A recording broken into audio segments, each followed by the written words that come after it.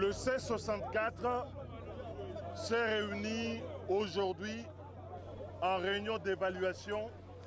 Ihuriro rya C64 ryateranye uyu munsi mu nama yo gusuzuma uko umunsi wa Ville Morte wabaye kuwa 3 Kamena mu mujyi wa Kinshasa wagenze. Mbere na mbere turashimira abaturage ba Kongo bose muri rusange kuba barumvishe kandi bagashyigikira ubutumwa bwa C64 bwo kurwanya umugambi wo guhindura itegeko nshinga ushyigikiwe na Perezida Felix Antoine Tshisekedi nabo bafatanyije n'ururiro ry'ubwumvikane butagatifu Union Sacrée. Twatunguwe kandi tunejejwe no kubona ko Ville Morte twasabye kwiba muri Kinshasa yahindutse nk'aho igihugu cyose cyahagaze. Iminsi myinshi yo mu gihugu hagati yahise yitabira ubushakiye umuhango wa C64 wo kwamagana ihindurwa ry'itegeko nshinga.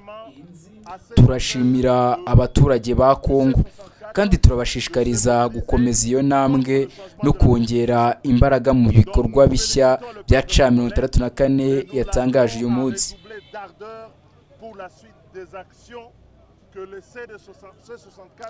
Dukurikije gahunda nshya izatangira mu cyumweru gitaha, C64 izatanga ikirego kirega Perezida Felix Tshisekedi nabo bafatanyije nawe, ibashinja kugerageza guhungabanya gahunda y'itegeko n'itegeko nshinga ryashyizwe mu gihugu. Ku bwa C64 ibi bifatwa nk'icyaha gikomeye cyo kugambanira igihugu no kurenga ku ndahiro Perezida yarahiye yo kubahiriza itegeko nshinga.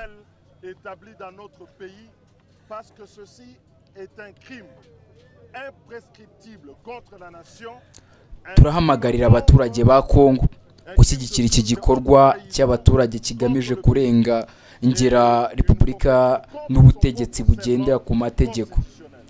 Ikirego kizashyikirizwa ubutabera ku itariki ya 9 Kamena kandi turasaba abanyekongo bose kwitabira no gukurikirana icyo gikorwa kuko amahanga ndetse n'abaturage bazaba bakurikiye bizaba bibaye uwo munsi. Kuwa 12 Kamena turahamagarira abaturage bose kwitabira imyigaragambyo yo kwicara izabera mu kibuga cya Palais du Peuple. Intego ni ukwereka abadepite bananiwe inshingano zabo ndetse n'abahindutse abafatanyabikorwa mu mugambi wa Perezida Tshisekedi nabo bafatanyije nawe wo guhindura itegeko nshinga kugira ngo ashobore kubona manda ya gatatu kandi itegeko nshinga ribimubuza. Bityo rero kuwa 9 Kamena tuzajya gutanga ikirego kirega Felix Tshisekedi nabo bafatanyije. Kuwa 12 Kamena turahamagarira abantu bose kwitabira imyigaragambyo yo kwicara ku kibuga cya Place du Peuple.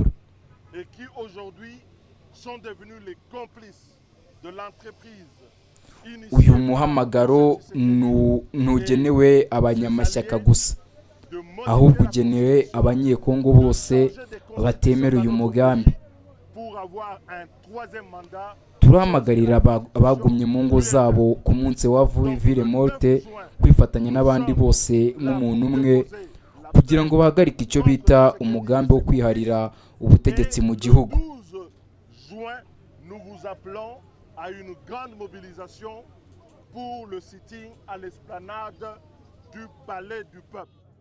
Cet appel ne s'adresse pas seulement aux membres de Partez-eux pour la ville morte à se mobiliser tous comme un seul homme pour faire barrage à cette tentative. Ikanakire na mugenzi wanjye agira icyo ababwira. Twishimiye cyane ibyabaye ejo. Turashimira abaturage ba Kongo ku buryo bitabiriye ubutumwa twatanze. Twasabye kwikorwa bihagarara muri Kinshasa, ariko n'abaturage bo mu ntara zitandukanye baradushyigikiye. Ibi byerekana ko abaturage banze umugambi wa Perezida Tshisekedi wo guhindura itegeko nshinga. Ntabwo tuzahagarara. Twabibabwiye mbere kandi turabishimangira uyu munsi. Kuwa 9 Kamena tuzashyikiriza ubutabera ikirego kirega Perezida Tshisekedi kubera ikorwa bifatwa n'ibibangamira itegeko nshinga. nyuma yaho kuwa 12 tuzahura ku kibuga cya Place des Peuples kugira ngo tubwire abadepite ko nta muntu wemerewe kwangiza cyangwa guhindura itegeko nshinga ku nyungu ze bwite. Turabasaba gukuraho uwo mushinga kandi nibemerere Perezida Tshisekedi gukomeza inzira yo kurenga ku itegeko nshinga. Les 12 bisonyoso na libanda ya palais du peuple. Bavandimwe, iki kibazo kirihutirwa kandi kirakomeye. Niyo mpamvu dusaba buri wese kwitabira no kwishyira hamwe muri uru rugamba. Murakoze. Balongola loi na bango wana obazali ko sala oba permettre Tshisekedi asala coup d'état na ye. Bandeko likambo tuzalaki nango yango wana biso nozo se mobiliser na nzela wana. Yes, murabyiyumviye ni byatangajwe n'ihuriro rya C64 cyangwa se C64 kwa koresha ururimi rw'icyongereza cyangwa C64 kwa koresha ururimi rw'igifaransa, ryatangaje ko ryishimiye uburyo abaturage ba Repubulika Iharanira Demokarasi ya Kongo bitabiriye umunsi w'imyigaragambyo wa Ville Morte wabaye kwa 3 Kamena 2026, bagaragaza ko abaturage benshi banze umugambi uvuga wo guhindura itegeko nshinga kugira ngo Perezida Felix Antoine Tshisekedi ashobore kubona manda ye ya gatatu.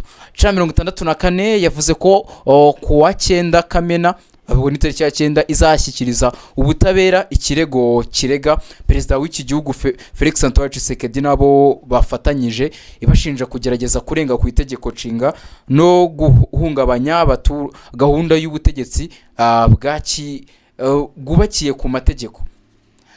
Kandi iyi C64 yahamagariye abaturage bose kuzitabira imyigaragambyo yo kwicara cyangwa se sitting kuwa 12 Kamena 2026 ku kibuga cya Place des Peuples mu rwego rwo kwamagana umugambi wo guhindura itegeko nshinga no gusaba abadepite kutawishyigikira, abashaka no kwereka abadepite bamwe bashyigikiye umugambi ko nta mpamvu nimwe yo kuba bakemeza iri tegeko nshinga.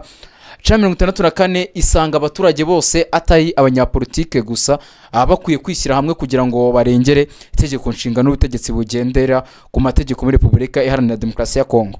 Ikindi aba bayobozi barimo Martin Fayulu abenshi bafata nka perezida w'abatavuga rumwe n'ubutegetsi bagaragaje ko bashimishijwe cyane nuko bitabaye muri Kinshasa nkuko bari babiteguye no mu zindi ntara zitandukanye zo muri Repubulika Iharanira Demokarasi ya Kongo bifatanyije n'ica 64 mu munsi wa Ville Morte, bakaba n'ubundi bari kubashishikariza kuzongera guhurira mu myigaragambyo ya tariki 12 Kamena 2026, ubwo ni icyumweru gitaha nibwo bazongera kwigaragambya, n'ubundi bari kwereka abadepite ko batagomba gushyigikira uyu mugambi wo guhindura itegeko nshinga bavuga ko ari uwa Perezida Felix Tshisekedi, banavuga ko tariki ya 9 Kamena bazashyikiriza ubutabera ikirego kirega Perezida Tshisekedi. Ubwo cyo twakibaza niba ubutabera buzakira iki kirego baregamo Perezida Felix Antoine Tshisekedi nabo bafatanyije ko barabashinja kugerageza kurenga ku itegeko nshinga no guhungabanya gahunda y'ubutegetsi bwubakiye ku mategeko.